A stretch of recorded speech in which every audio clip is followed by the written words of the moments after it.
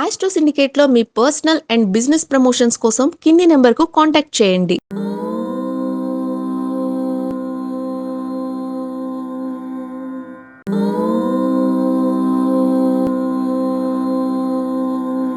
నమస్తే, నేను మీ కిరణ్ శర్మ.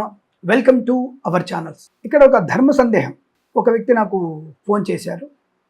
అంటే ఒక భార్య భర్త, వాళ్ళకు ఒక కుమారుడు, ఒక కుమార్తె. కుమారుడికి పెళ్ళయింది.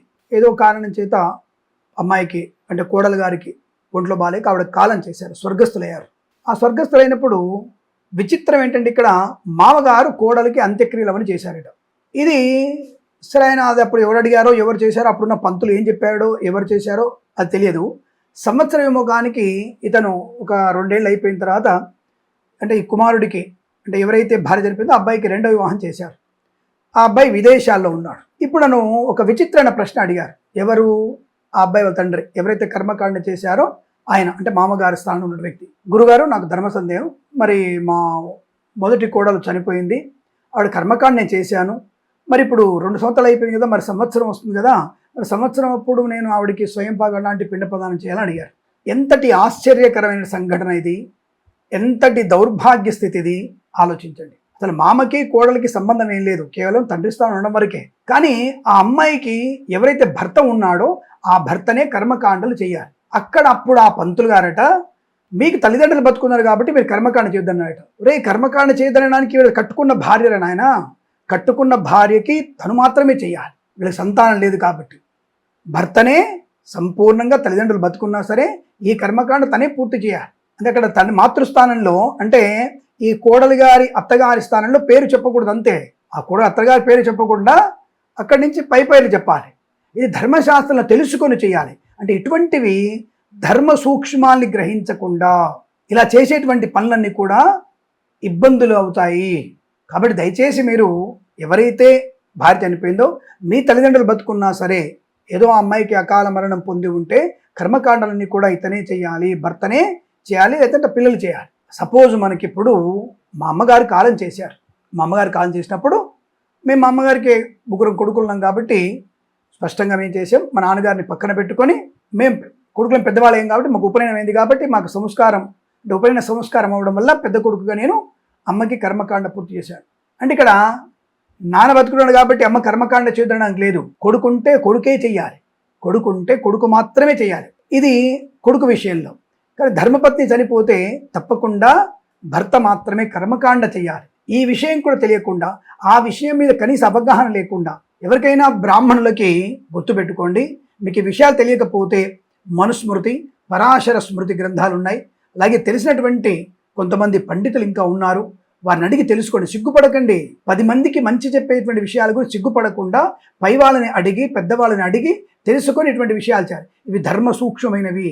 ఎందుకంటే చనిపోయిన వాళ్ళకి సరైన వ్యక్తి కనుక తిలతర్పణం చేయకపోతే, ఆ యొక్క ఔపాసనాగ్ని చేయకపోతే, పిండ ప్రదానాలు చేయకపోతే వాళ్ళు పాపం త్రిశంకు స్వర్గంలో ఉండిపోతారు. కాబట్టి ఆ విషయాన్ని గమనించండి. సరే, ఇప్పుడు మరి ఈయనకి పరిస్థితి ఏమిటి అంటే, ఈయన తర్పణ వదిలిపెట్టాడు కాబట్టి తండ్రి స్థానంలో ఉండి మామగారు వాళ్ళ అమ్మాయికి మోక్షం వస్తుంది.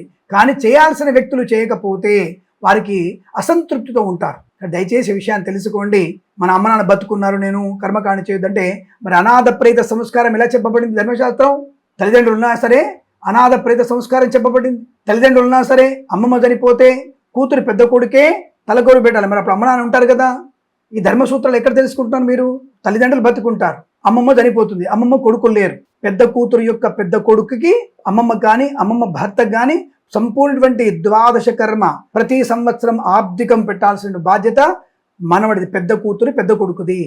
ఈ ధర్మశాస్త్రం చెప్పబడింది. మరి అప్పుడు తల్లిదండ్రులు బతికే ఉంటారుగా, మరి అమ్మమ్మకి ఎలా చేయొచ్చు? కాబట్టి ధర్మ సూక్ష్మాలు తెలుసుకునే ప్రయత్నం చేయండి.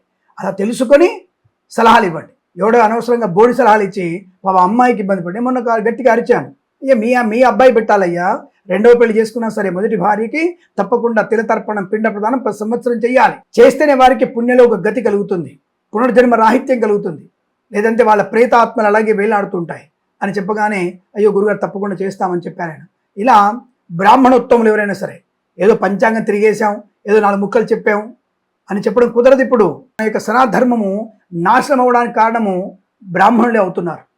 తెలిసి తెలియక ఇష్టం వచ్చి చెప్పడం, 12 రోజుల కర్మ తర్వాత దీపం పెట్టొద్దని చెప్పడం, ఇంట్లో పూజ చేసుకోవద్దని చెప్పడం, ఏ విధవ చెప్తున్నాడో అర్థం కావడం లేదు. అటువంటి విధవలకి సమాధానం ఇది. దయచేసి ధర్మ సూక్ష్మాలు తెలుసుకొని పెట్టండి. అందరూ అనట్లేదు, మంచి చెప్పేవాళ్ళు చాలామంది ఉన్నారు.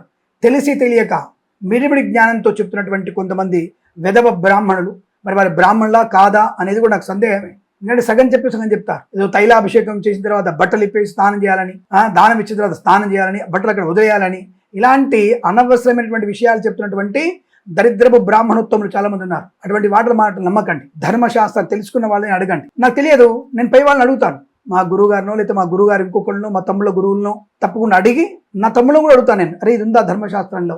అలా అడగడం వల్ల తప్పేం లేదు. 10 మందికి మనం చెప్తున్నప్పుడు తెలుసుకొని, తెలిసింది శాస్త్రంలో ఉన్నది మాత్రమే చెప్పండి. కాబట్టి ఇటువంటి ముఖ్యంగా ఈ కర్మకాండలు, ఈ మాసికాలు, ఈ సంవత్సర విమోక శ్రాద్ధాలు, తిలతర్పణాదులు ఇవన్నీ కూడా బాగా చదువుకున్న పండితోత్తములు, వ్యాఖ్యానం చేసేవాళ్ళు, ఉపన్యాసాలు ఇచ్చేవాళ్ళు కూడా హట్ సంవత్సరికాలు లేవు, మాసికాలు ఏం లేవు, ఏదంటే తినొచ్చు, ఏ గుడికంటే ఆ గుడికి వెళ్ళొచ్చు, ఆ నవగ్రహాలు ఏమిది, శివుని తలుచుకుంటే నవగ్రహాలు కంట్రోల్లో ఉంటాయి, జ్వరం వస్తుందని చెప్పేసి ఆపరేషన్ చేయించుకోలేంగా.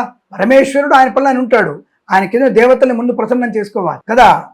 కాబట్టి మనము ఎట్లా ఊరికి వెళ్తున్నాం, మన బండి 150 స్పీడ్లో వెళ్ళాలని చెప్పేసి మన ఇంటి ముందు గలీలోనే 150 స్పీడ్లో వెళ్తే గుద్దుకొని వస్తాం. కాబట్టి మన గలీలో 40 స్పీడ్లో, 20 స్పీడ్లో వెళ్ళాలి. కొద్దిగా సింగిల్ రోడ్ వచ్చినప్పుడు 60 స్పీడ్లో వెళ్ళొచ్చు, డబుల్ రోడ్ వచ్చినప్పుడు 100 వెళ్ళొచ్చు, 4 లైన్ రోడ్ వచ్చినప్పుడు 120, 130 వెళ్ళొచ్చు, అంతకు మించి వెళ్ళకూడదు. ఆ విషయాన్ని గమనించాలి. అలాగే శాస్త్రం కూడా అంతే, ఎక్కడ ఎలా ఉండాలి, ఎలా ప్రవర్తించాలి చెప్పేది శాస్త్రం. కాబట్టి అతిగా చదువుకున్నటువంటి ఉపన్యాసాలు ఇచ్చే వాళ్ళు కూడా తప్పుడు మార్గాలు చెప్పడం అనేది కరెక్ట్ కాదు. కాబట్టి ఇలాంటి కర్మకాండలు చాలా శ్రద్ధగా చేయాలి. చాలా శ్రద్ధగా చేసేదే శ్రాద్ధం. కాబట్టి ఇటువంటి ధర్మ సందేహాల కోసం మీరు తెలిసిన వాళ్ళని తప్పకుండా సంప్రదించే ప్రయత్నం చేస్తానని కోరుకుంటూ, ఇలాంటి ఏమైనా ధర్మ సందేహాలు మీకున్నా తప్పకుండా మన ఛానల్ని సంప్రదించి, ఈ పైన కనబడిన నెంబర్కి మీరు వాట్సాప్ ద్వారా మెసేజ్ చేసినా, లేదా మీరు కింద కామెంట్ రూపంలో చెప్పినా, మన ఇన్స్టాగ్రామ్ మరియు ఫేస్బుక్ని ఫాలో అయినా అనేక విషయాలు తెలుస్తాయి అని తెలియజేసుకుంటూ, సర్వేజన సుఖినో భవంతు. ప్రేమతో మీ కిరణ్ శర్మ.